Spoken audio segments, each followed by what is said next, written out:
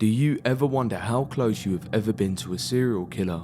There has been so many infamous criminals in the past that many people have had close calls with. We should never be too quick to judge because you never know if the person sitting next to you is a psychopath. These creepy stories may make you wonder just how close you have come without ever knowing it. Welcome to part 4 of my dark encounter with a serial killer.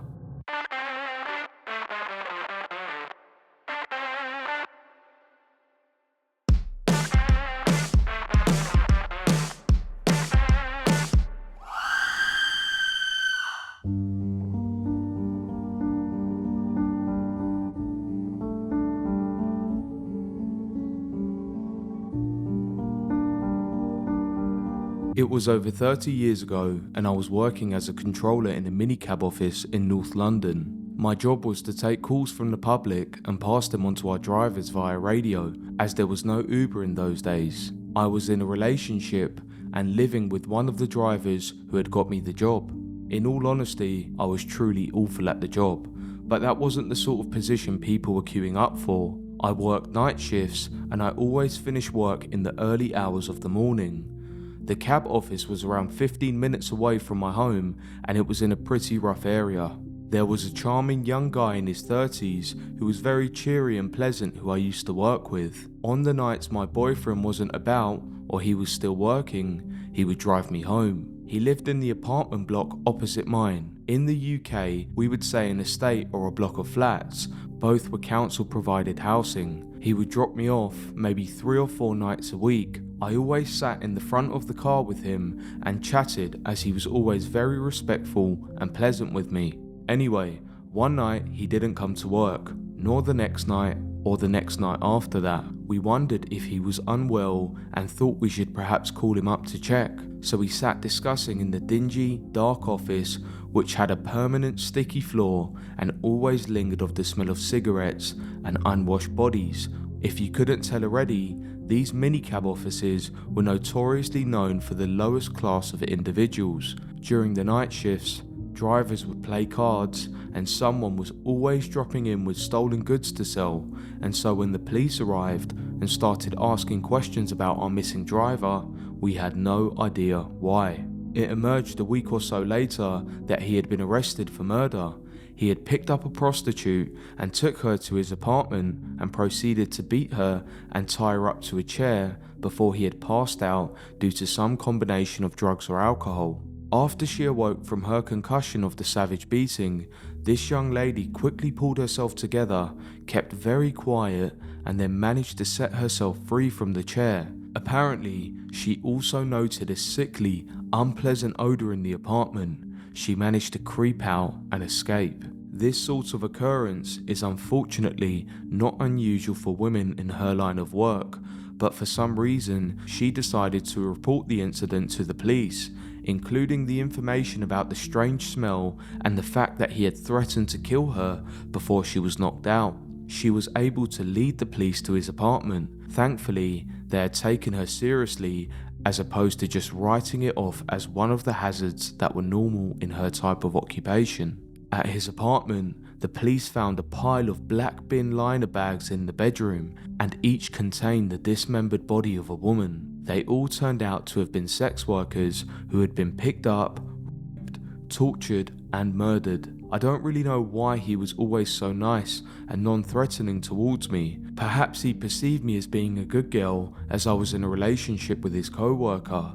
Perhaps I didn't have the right look, or perhaps my disappearance would have been noted and linked to him. All I do know is I had been on friendly terms and sat next to, night after night, a twisted murderer. It freaked me out, of course, but I was young, resilient, and even at that time, relatively hardened to the world and its many dark shadowed corners. The police interviewed me and I told them the little I could, and life just went on. I believe he ended up at Broadmoor, which at the time was a famous prison-like asylum for the criminally insane. In the UK, if someone was declared mentally insane, there was no limit on the length of their sentence at Broadmoor. Life went on, but I still went cold every time I walked past his apartment building. I saw a lot in my teenage years. As an addition, a friend of mine, when I was about 15, was a victim of the killer Dennis Nilsen, who preyed on young gay men. He was only discovered approximately after 20 murders by the fact that a plumber was called to his apartment due to the neighbours complaining about the foul smells coming from the drains that emptied from his apartment, where he had been dissolving the bodies of his victims and flushing the sludge away. The total number of victims were never known, and this makes me wonder, how many bags of human remains had that driver who had given me lifts disposed of before he was caught? I met Harold Shipman, also known as Fred to his friends. He was one of the world's most prolific serial killers, with over 204 proven victims and up to 250 suspected victims in total. He was a doctor in Hyde, Greater Manchester, who killed hundreds of his patients over 23 years. He was admired and respected by his patients. He was known as a very caring doctor and always willing to make house visits. It was on many of these home visits that he would inject diamorphine and kill his patients. He was suspected of murdering about one patient per month for over 23 years. His motivation seems to have been the pleasure of power and killing. Our lives crossed in a number of ways.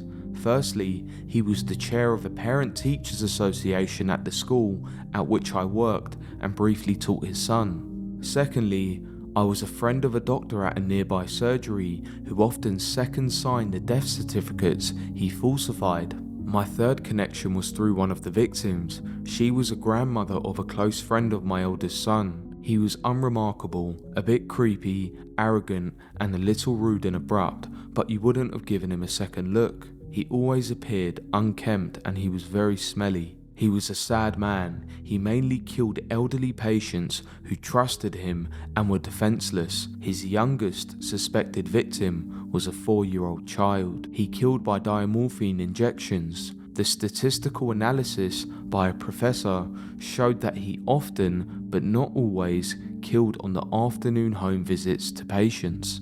His rate of killing increased when he became a single practitioner, with his victims' age range also increasing. He was caught when he tried to fraudulently alter a will of a victim, a former mayor of Tameside in Greater Manchester, so he could inherit her house.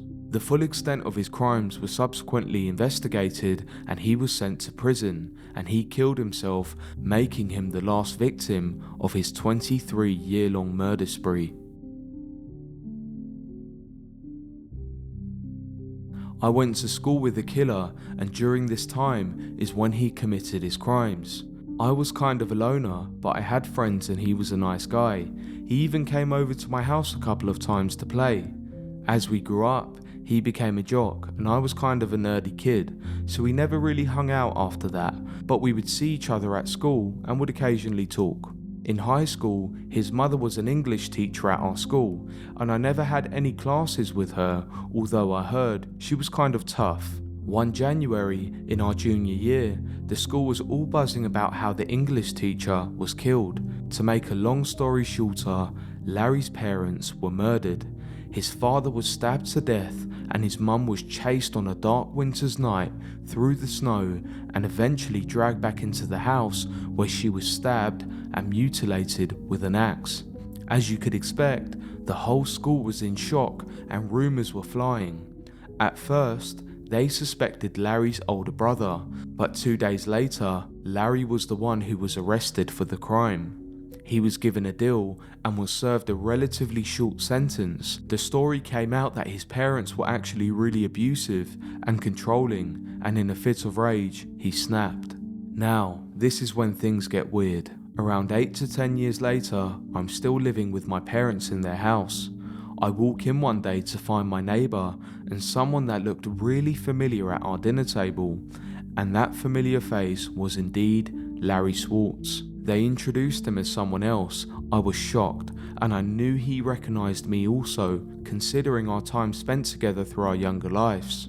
There was an uncomfortable silence, and I excused myself and told my brother who he really was. I changed into some different clothes and I went back downstairs as I wanted to talk to him because I was interested in his story. By the time I got down there, he left and my brother went out and asked the neighbour, but he also denied it. Larry went on to get married and tried to have a normal life.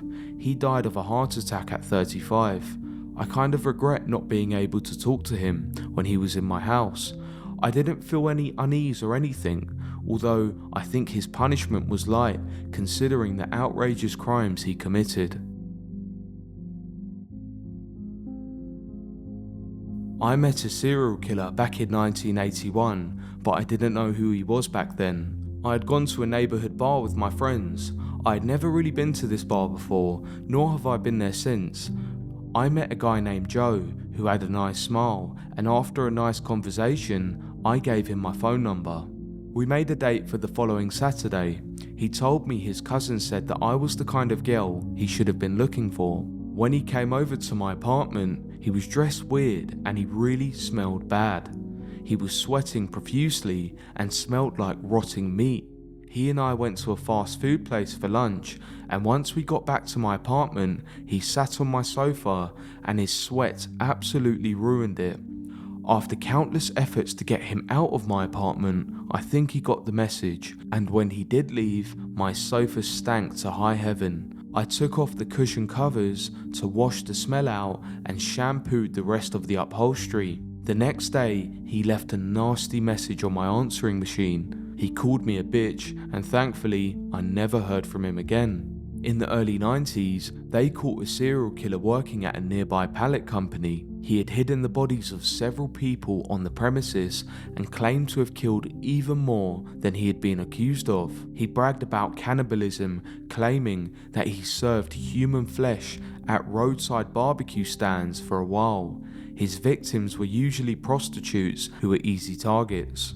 I didn't make the connection until I looked up serial killers in my area, and then I noticed some things that struck a chord in my memory as I read his story. Thankfully, he would have been locked away forever, but Joe Metheny ended up dying in prison on August 5th, 2017. That's it for today. I hope you guys enjoyed it. This marks the 4th week since the start of the channel, so I want to say thank you to absolutely everyone watching. Your support means everything to me. Subscribe to the channel because we will be uploading part 5 very soon. So, until the next time.